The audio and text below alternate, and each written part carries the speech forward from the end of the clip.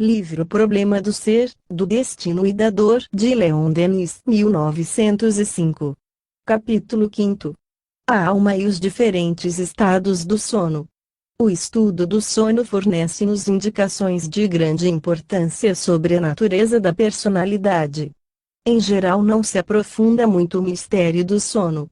O exame atento desse fenômeno, o estudo da alma e da sua forma fluídica durante a parte da existência que consagramos ao descanso, conduzir-nos-ão a uma compreensão mais alta das condições do ser na vida do além.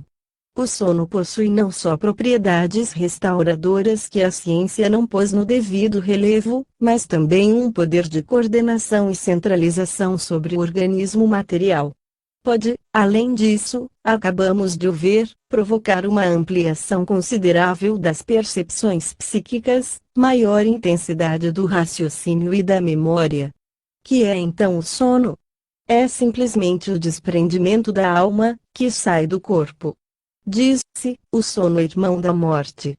Essas palavras exprimem uma verdade profunda.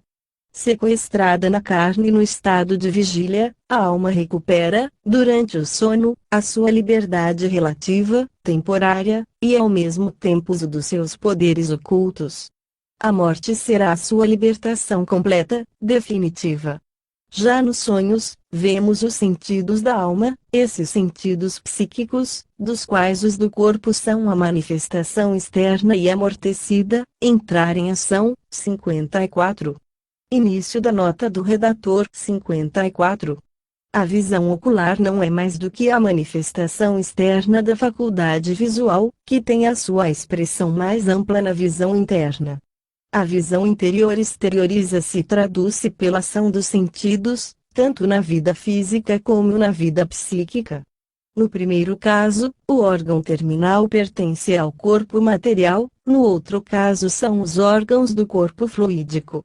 A visão no sonho é acompanhada de uma luz especial, constante, diferente da luz do dia. Fim da nota do redator. À medida que as percepções externas se enfraquecem e apagam, quando os olhos estão fechados e suspenso o ouvido, outros meios mais poderosos despertam nas profundezas do ser. Vemos e ouvimos com os sentidos internos. Imagens, formas, cenas à distância sucedem-se e desenrolam-se, travam-se conversas com pessoas vivas ou falecidas. Esse movimento, muitas vezes incoerente e confuso no sono natural, adquire precisão e aumenta com o desprendimento da alma no sono provocado, no transe de sonambulismo e no êxtase. Às vezes, a alma afasta-se durante o descanso do corpo e são as impressões das suas viagens, os resultados das suas indagações, das suas observações, que se traduzem pelo sonho. Nesse estado, um laço fluídico ainda a liga ao organismo material e, por esse vínculo sutil, espécie de fio condutor, as impressões e as vontades da alma podem transmitir-se ao cérebro. É pelo mesmo processo que, nas outras formas do sono, a alma governa o seu invólucro terrestre, fiscaliza-o, dirige-o. Essa direção, no estado de vigília, durante a incorporação, exercita-se de dentro para fora, efetuar-se-á em sentido inverso nos diferentes estados de desprendimento. A alma, emancipada, continuará a influenciar o corpo mediante o laço fluídico que continuamente liga uma a outra. Desde esse momento, no seu poder psíquico reconstituído, a alma exercerá sobre o organismo carnal uma direção mais eficaz e segura. A marcha dos sonâmbulos à noite, em lugares perigosos e com inteira segurança, é uma demonstração evidente desse fato. Sucede o mesmo com a ação terapêutica provocada pela sugestão. Esta é eficaz, principalmente no sentido de facilitar o desprendimento da alma e dar-lhe o poder absoluto de fiscalização, a liberdade necessária para dirigir a força vital acumulada no perispírito e, por esse meio, restaurar as perdas sofridas pelo corpo físico. 55. Início da nota do redator. 55.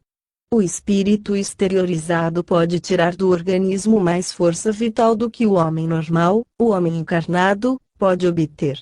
Experiências demonstraram que um espírito pode, através do organismo, exercer maior pressão num dinamômetro do que o espírito encarnado. Fim da nota do redator. Comprovamos esse fato nos casos de personalidade dupla. A segunda personalidade, mais completa, mais integral que a personalidade normal, substitui-a para um fim curativo, por meio de uma sugestão exterior, aceita e transformada em autossugestão pelo espírito do sujeito. Com efeito, este nunca abandona os seus direitos e poderes de fiscalização. Assim, como disse Mears, não é a ordem do hipnotizador, mas antes a faculdade do paciente que forma o nó da questão. 56. Início da nota do redator. 56. F. Mears, La Personalité Humaine, página 204. Fim da nota do redator.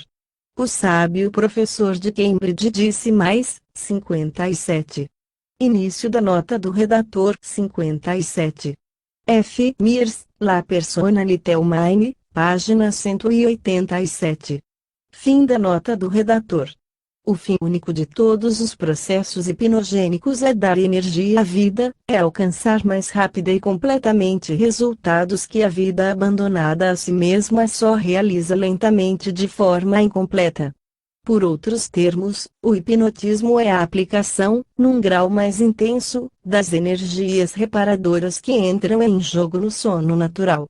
A sugestão terapêutica é a arte de libertar o espírito do corpo, de abrir-lhe uma saída pelo sono e permitir-lhe que exerça com plenitude os seus poderes sobre o corpo doente. As pessoas sugestionáveis são aquelas cujas almas indolentes ou que pouco têm evoluído não estão aptas para desprenderem-se por si mesmas e agir utilmente no sono ordinário para restaurar as perdas do organismo.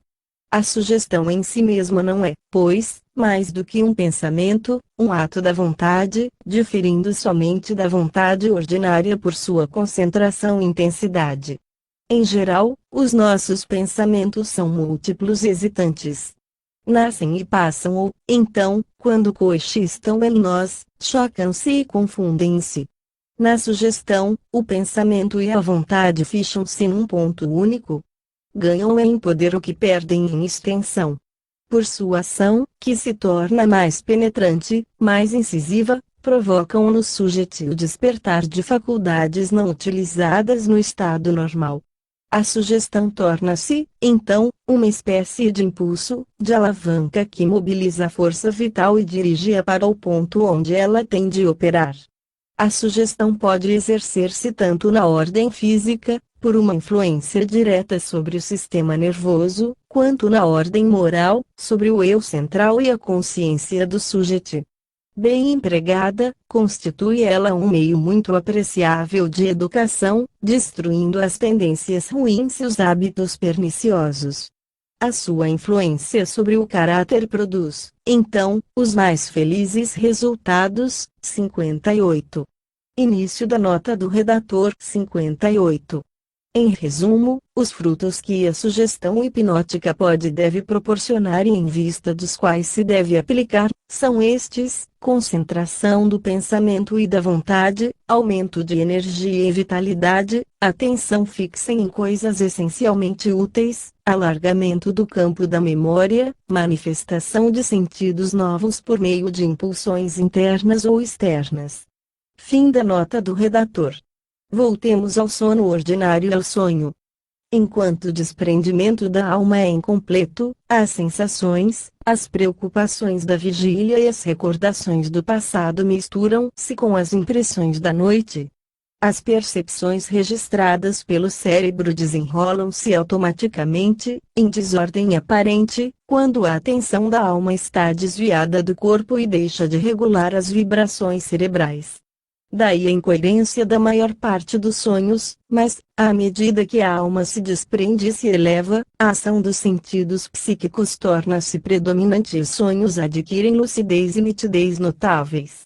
Clareiras cada vez mais largas, vastas perspectivas abrem-se no mundo espiritual, verdadeiro domínio da alma e lugar do seu destino. Nesse estado ela pode penetrar as coisas ocultas e até os pensamentos e os sentimentos de outros espíritos. 59. Início da nota do redator. 59. Segundo os antigos, existem duas espécies de sonhos: o sonho propriamente dito, em grego, onar, é de origem física, e o sonho repar, de origem psíquica.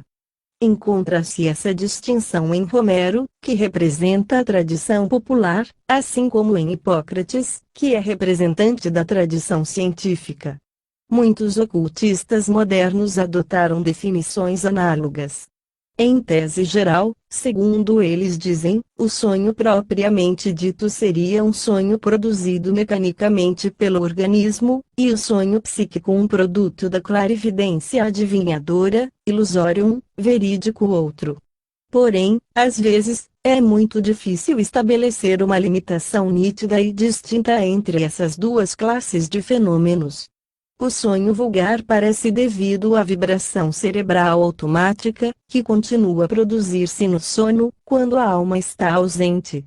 Esses sonhos são muitas vezes absurdos, mas este mesmo absurdo é uma prova de que a alma está fora do corpo físico e deixou de regular-lhe as funções. Com menos facilidade nos lembramos do sonho psíquico, porque não impressiona o cérebro físico, mas somente o corpo psíquico, veículo da alma, que está exteriorizada no sono. Os sentidos, diz o Dr. Pascal, Memoire présente ao Congrès de Psychologie de Paris, em 1900, depois da atividade do dia, já não produzem sensações tão vivas e, como é a energia dessas sensações que tem a consciência concentrada no cérebro, esta consciência, quando os sentidos adormecem, escapa-se para fora do corpo físico e fixa-se no corpo psíquico. O sonho lúcido representa o conjunto das impressões recolhidas pela alma no estado de liberdade e transmitidas ao cérebro, quer no decurso das suas migrações, quer no momento de despertar. Poder-se-ia distingui-lo do sonho vulgar ou automático pelo fato de não causar nenhuma fadiga, contrariamente ao que sucede com a atividade cerebral da vigília. Fim da nota do redator. Há em nós uma dupla vista, pela qual pertencemos, ao mesmo tempo, a dois mundos, a dois planos de existência. Uma está em relação com o tempo e o espaço, como nós os concebemos em nosso meio planetário com os sentidos do corpo, é a vida material; a outra, mediante os sentidos profundos e as faculdades da alma, liga-nos ao universo espiritual e aos mundos infinitos. No decurso da nossa existência terrestre, é principalmente quando dormimos que essas faculdades podem exercer-se e entrar em vibração às potências da alma. Esta torna a pôr-se em contato com o universo invisível, que é a sua pátria e do qual estava separada pela carne. Retempera-se no seio das energias eternas para continuar, quando desperta, a sua tarefa penosa e obscura. Durante o sono a alma pode, segundo as necessidades do momento, aplicar-se a reparar as perdas vitais causadas pelo trabalho cotidiano e regenerar o organismo adormecido, infundindo-lhe as forças tiradas do mundo cósmico, ou, quando está acabado esse movimento reparador, continuar o curso da sua vida superior, pairar sobre a natureza, exercer as suas faculdades de visão à distância e penetração das coisas. Nesse estado de atividade independente vive já antecipadamente a vida livre do espírito, porque essa vida, que é uma continuação natural da existência planetária, espera depois da morte, devendo a alma prepará-la não somente com as suas obras terrestres, mas também com as suas ocupações quando desprendida durante o sono. É graças ao reflexo da luz do alto, que cintila em nossos sonhos e ilumina completamente o lado oculto do destino, que podemos entrever as condições do ser no além. Se nos fosse possível abranger com o olhar toda a extensão de nossa existência, reconheceríamos que o estado de vigília está longe de constituir-lhe a fase essencial, o elemento mais importante. As almas que de nós cuidam servem-se do nosso sono para exercitar-nos na vida fluídica e no desenvolvimento dos nossos sentidos de intuição. Efetua-se, então, um trabalho completo de iniciação para os homens ávidos de se elevarem. Os vestígios desse trabalho encontram-se nos sonhos. Assim, quando voamos, quando deslizamos com rapidez pela superfície do solo, significa isso a sensação do corpo fluídico, ensaiando-se para a vida superior. Sonhar que subimos sem cansaço, com facilidade surpreendente, através do espaço, sem embaraço nem medo, ou então que estamos pairando por cima das águas, atravessar paredes e outros obstáculos materiais sem ficarmos admirados de praticar atos que são impossíveis enquanto estamos acordados, não é a prova de que nos tornamos fluídicos pelo desprendimento? Tais sensações, tais imagens, que comportam completa inversão das leis físicas que regem a vida comum, não poderiam vir ao nosso espírito, se não fossem o resultado de uma transformação do nosso modo de existência. Na realidade, já não se trata aqui de sonhos, mas de ações reais praticadas em outro domínio da sensação e cuja lembrança se insinuou na memória cerebral. Essas lembranças e impressões nulo demonstram bem.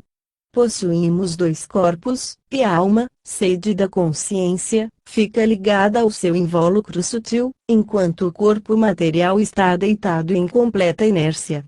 Apontemos, todavia, uma dificuldade. Quanto mais a alma se afasta do corpo e penetra nas regiões etéreas, tanto mais fraco é o laço que os une, tanto mais vaga a lembrança ao acordar. A alma paira muito longe na imensidade e o cérebro deixa de registrar as suas sensações. Daí resulta não podermos analisar os nossos mais belos sonhos. Algumas vezes, a última das impressões sentidas no decurso dessas peregrinações noturnas subsiste ao despertar. E se, nesse momento, tivermos o cuidado de fixá-la fortemente na memória, pode ficar lá gravada. Tive, uma noite, a sensação de vibrações percebidas no espaço, as últimas notas de uma melodia suave e penetrante, e a lembrança das derradeiras palavras de um cântico que findava assim, a céus inumeráveis. Às vezes sentimos, ao acordar, a vaga impressão de poderosas coisas entrevistas, sem nenhuma lembrança determinada.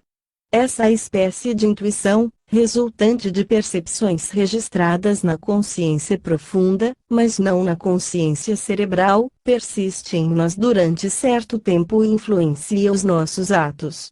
Outras vezes, essas impressões traduzem-se nitidamente no sonho. Eis o que a respeito diz Miers, 60. Início da nota do redator, 60. F. Miers, La Personalité Humaine, página 117. Fim da nota do redator. O resultado permanente de um sonho é muitas vezes de tal ordem que nos mostra claramente que o sonho não é o efeito de uma simples confusão com lembranças avivadas da vida passada, mas que possui um poder inexplicável que lhe é próprio e que ele tira, semelhante nisso à sugestão hipnótica, das profundezas da nossa existência, a que a vida de vigília é incapaz de chegar. Desse gênero, dois grupos de casos há que, pela clareza com que se patenteiam, facilmente podem ser reconhecidos, um deles, principalmente, em que o sonho acabou por uma transformação religiosa decidida, e o outro em que o sonho foi o ponto de partida de uma ideia obsidente ou de um acesso de verdadeira loucura. Esses fenômenos poderiam explicar-se pela comunicação, no sonho, da consciência superior com a consciência normal, ou pela intervenção de alguma inteligência elevada que julga, reprova, condena o proceder do sonhador, ocasionando-lhe perturbação e um salutar receio. A obsessão pode também exercer-se por meio do sonho até a ponto de causar perturbação mental ao despertar. Terá como autores espíritos malfazejos, a quem o nosso procedimento no passado e os danos que lhes causamos deram domínio sobre nós. Insistimos também na propriedade misteriosa que tem o sono de fazer nos senhores, em certos casos, de camadas mais extensas da memória. A memória normal é precária e restrita, não vai além do círculo estreito da vida presente, do conjunto dos fatos, cujo conhecimento é indispensável por causa do papel que se tem de desempenhar na Terra e do fim que se deve alcançar. A memória profunda abrange toda a história do ser desde a sua origem, os seus estádios sucessivos, os seus modos de existência, planetários ou celestes. Um passado inteiro, feito de recordações e sensações, esquecido, ignorado no estado de vigília, está gravado em nós. Esse passado só desperta quando o espírito se exterioriza durante o sono natural ou provocado. Uma regra conhecida de todos os experimentadores é que, nos diferentes estados do sono, à medida que se vai ficando a maior distância do estado de vigília e da memória normal, tanto mais a hipnose é profunda, tanto mais se acentua a expansão, a dilatação da memória. Mears confirma o fato nos seguintes termos: 61. Início da nota do redator. 61. F. Mears, La Personalité Humaine, páginas 121 e 122. Fim da nota do redator. A memória mais distanciada da vida de vigília é a que mais vasto alcance tem, é a que mais profundo poder exerce sobre as impressões acumuladas no organismo. Por mais inexplicável que esse fenômeno se tenha apresentado aos observadores, que com ele depararam sem possuírem a decifração do enigma, é certo que as observações independentes de centenas de médicos e de hipnotizadores atestam a sua realidade. O exemplo mais comum é fornecido pelo sono hipnótico ordinário. O grau de inteligência que se manifesta no sono varia segundo os sujeitos e as épocas, mas todas as vezes que esse grau é suficiente para autorizar um juízo, achamos que existe durante o sono hipnótico a memória considerável, que não é necessariamente uma memória completa ou razoável do estado de vigília, ao passo que na maior parte dos sujeitos acordados, salvo o caso de uma injunção especial dirigida ao eu hipnótico, nenhuma lembrança existe que se relacione com o estado de sono. O sono ordinário pode ser considerado como ocupando uma posição que está entre a vida acordada e o sono hipnótico profundo, e parece provável que a memória pertencente ao sono ordinário liga-se, por um lado, à que pertence à vida de vigília e, pelo outro, à que existe no sono hipnótico. Realmente assim é, estando os fragmentos da memória do sono ordinário intercalados nas duas cadeias.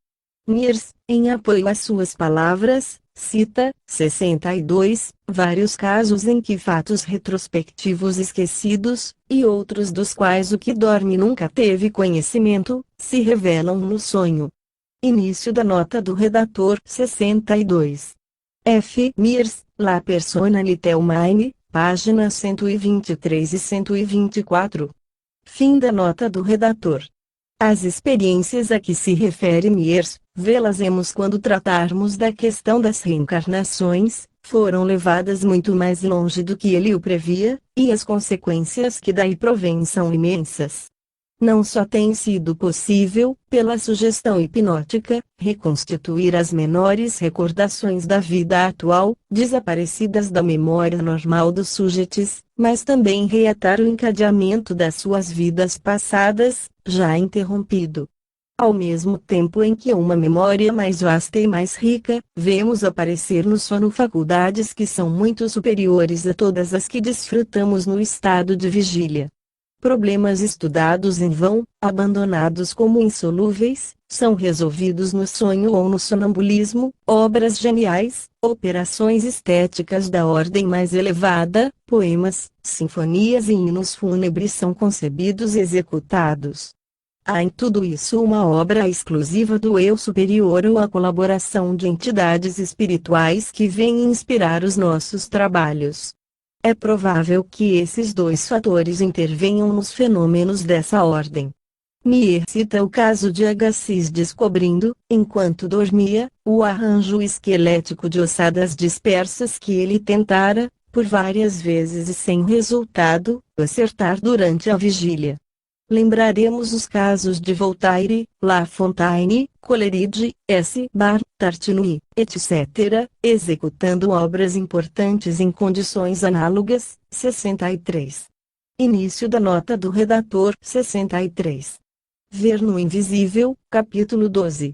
Fim da nota do redator.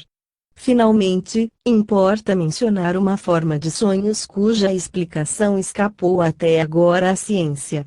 São os sonhos premonitórios, complexo de imagens e visões que se referem a acontecimentos futuros e cuja exatidão é ulteriormente verificada. Parecem indicar que a alma tem o poder de penetrar o futuro ou que este lhe é revelado por inteligências superiores.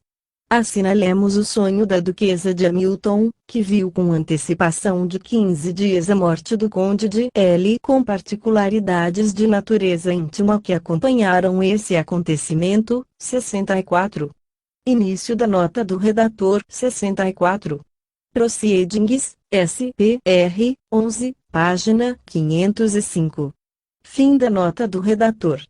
Um fato da mesma natureza foi publicado pelo Progressive Thinker de Chicago, a 1º de novembro de 1913.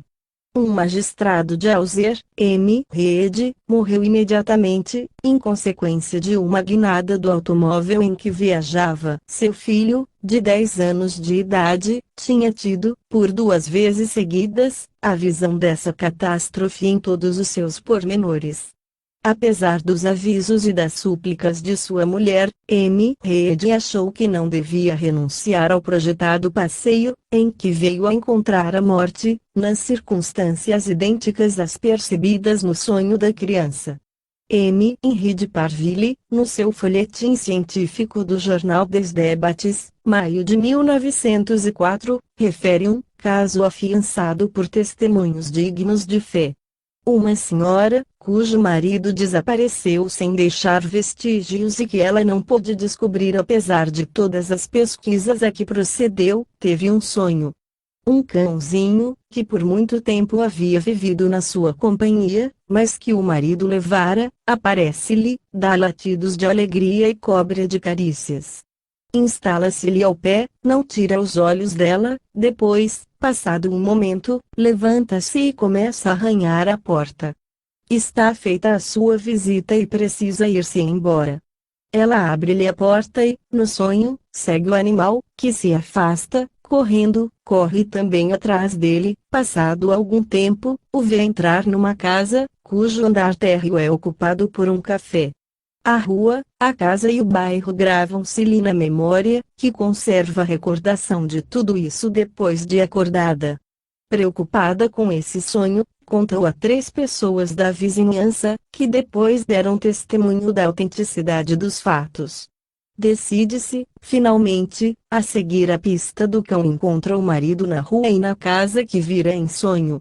Os Análises de Ciências Psíquicas, de julho de 1905, citava 2 sonhos premonitórios acompanhados de circunstâncias que lhe dão caráter muito comovente. Finalmente, achamos na Revue de Psychologie de la Suisse Romande, 1905, página 379, o caso de um mancebo que se via muitas vezes a si mesmo numa alucinação autoscópica, precipitado do cimo de um rochedo estendido, ensanguentado e contundido, no fundo de um barranco. Essa premonição fatal realizou-se, ponto por ponto, a 10 de julho de 1904, no Monte do Salève, perto de Genebra. À proporção que nos vamos elevando na ordem dos fenômenos psíquicos, vão-se eles apresentando com maior clareza, com maior rigor e trazem-nos provas mais decisivas da independência e da sobrevivência do espírito. As percepções da alma no sono são de 2 espécies. Verificamos primeiramente a visão à distância, a clarividência, a lucidez. Vem depois um conjunto de fenômenos designados pelos nomes de telepatia e telestesia, sensações e simpatias à distância.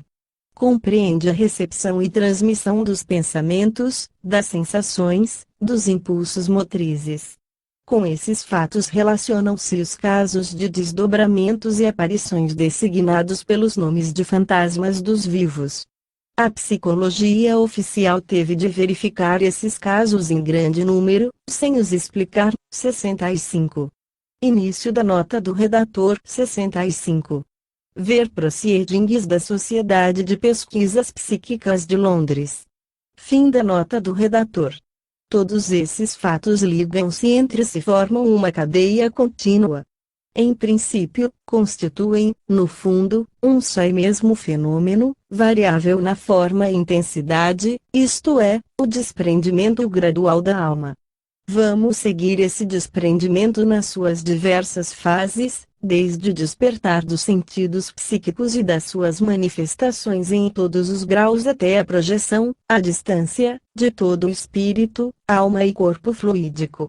Examinemos primeiramente os casos em que a visão psíquica se exerce com agudeza notável. Citamos alguns nas nossas obras precedentes. Aqui apresentamos um, mais recente, publicado por toda a imprensa londrina. O desaparecimento da senhorita Holland, processo criminal que apaixonou a Inglaterra, foi explicado por um sonho. A polícia procurava inutilmente. O acusado, Samuel Douglas, que estava para ser solto, pretendia que ela havia partido para destino desconhecido. Os jornais de Londres publicaram desenhos que representavam a casa em que morava a senhorita Holland e o jardim da mesma casa. Uma criada viu a gravura e exclamou: "Aí está o meu sonho", e indicou um lugar, ao pé de uma árvore, dizendo: "Está ali um cadáver". Soube a polícia e, na presença dos agentes, ela confirmou as suas declarações. Explicou que vira em sonho esse jardim e, no solo, no lugar indicado, um corpo enterrado. A polícia mandou escavar o terreno nesse lugar e nele foi encontrado o cadáver da senhorita Holland. Ficou provado que a criada nunca conhecera essa pessoa nem pusera os pés nesse jardim.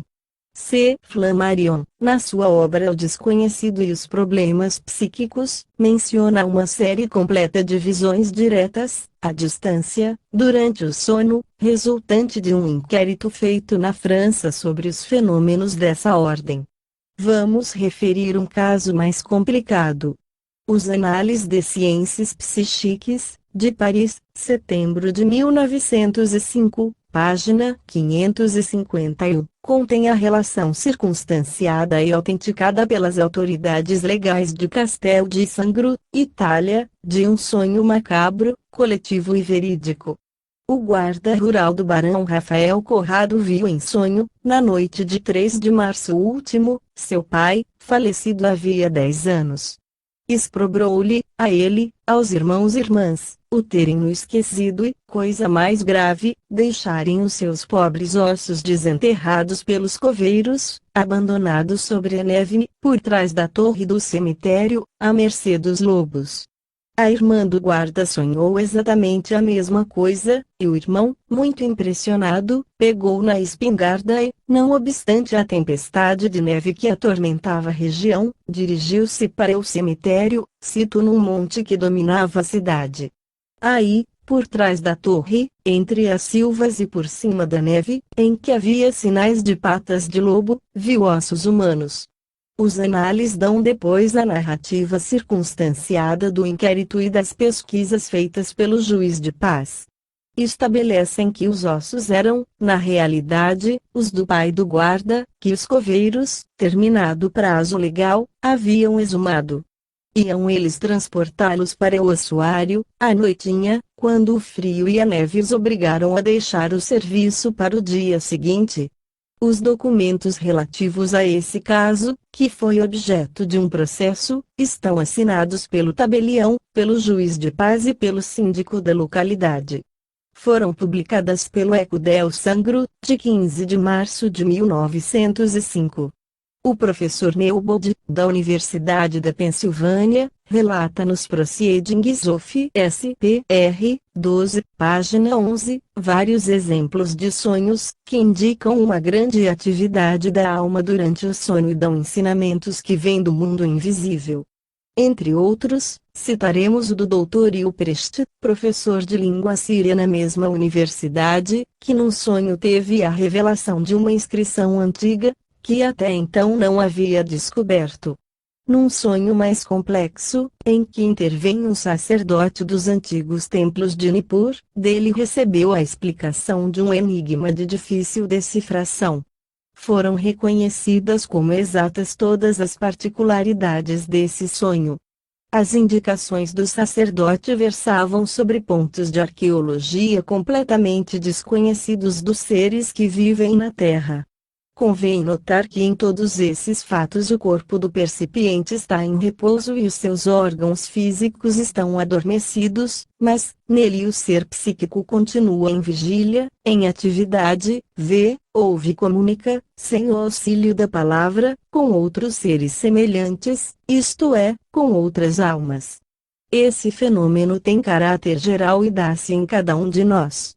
Na transição da vigília para o sono, exatamente no momento em que os nossos meios ordinários de comunicação com o mundo exterior estão suspensos, abrem-se em nós novas saídas para a natureza e por elas escapa-se uma irradiação mais intensa da nossa visão.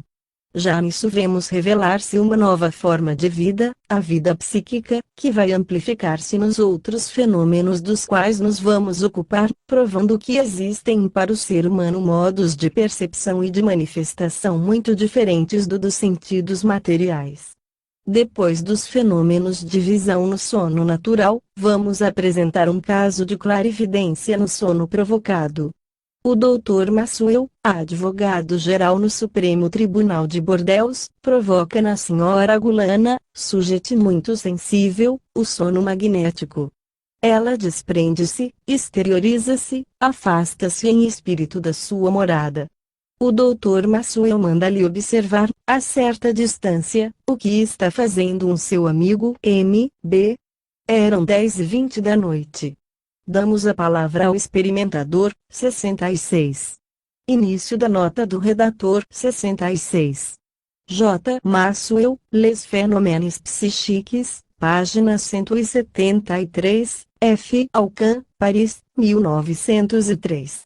Fim da nota do redator.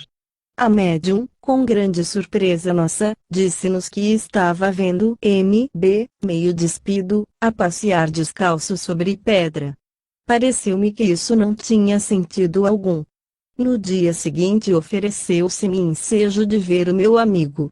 Mostrou-se muito admirado com o que lhe contei e disse-me textualmente: ontem, à noite, não me senti bem. Um amigo meu, M.S., que mora comigo, aconselhou-me que experimentasse o sistema Knape e instou tanto o que, para satisfazê-lo, fiz pela primeira vez, ontem, à noite, a experiência de passear descalço na pedra fria. Estava efetivamente meio despido quando a fiz. Eram 10h20 e passei durante algum tempo nos degraus da escada, que é de pedra. Os casos de clarividência no estado de sonambulismo são numerosos. Vêm relatados em todas as obras e revistas que se ocupam especialmente desses assuntos. A Médecine Française, de 16 de abril de 1906, refere um fato de clarividência relativo às minas de Courrieres.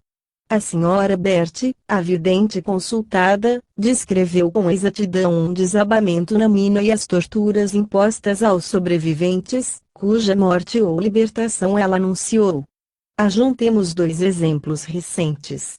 O Sr. Louis Cadieux, diretor da usina de La Grande Palude, perto de Landerneau, Finisterre, tendo desaparecido em fins de dezembro de 1913, não se lhe podiam descobrir os traços, apesar das buscas minuciosas. Das sondagens efetuadas na ribeira do rio Elorni nenhum resultado adveio. Uma vidente, moradora em Nancy, a senhora Camille Hoffman, tendo sido consultada, declarou, em estado de sono magnético, que o cadáver seria encontrado na orla de um bosque vizinho à usina, oculto sob ligeira camada de terra. Por essas indicações, o irmão da vítima descobriu, depois, o corpo em uma situação idêntica que a vidente tinha descrito. Todos os jornais, entre outros o Le Matin, de 5 de fevereiro de 1914, relatam pormenorizadamente o caso Cadiot, que toda a França acompanhou com apaixonado interesse. Alguns dias depois, produziu-se fenômeno análogo. Havendo-se afogado no Saône, perto de Mâcon, um jovem chamado Charles Chapeland, seu irmão recorreu à senhora Camille Hoffman para encontrar o cadáver. Ela assegurou que ele seria lançado pelas águas, 60 dias depois do acidente, perto da portagem de Cormoranche, o que se realizou exatamente, 67. Início da nota do redator, 67. Ver Le Matin, de 23 de fevereiro de 1914. Fim da nota do redator.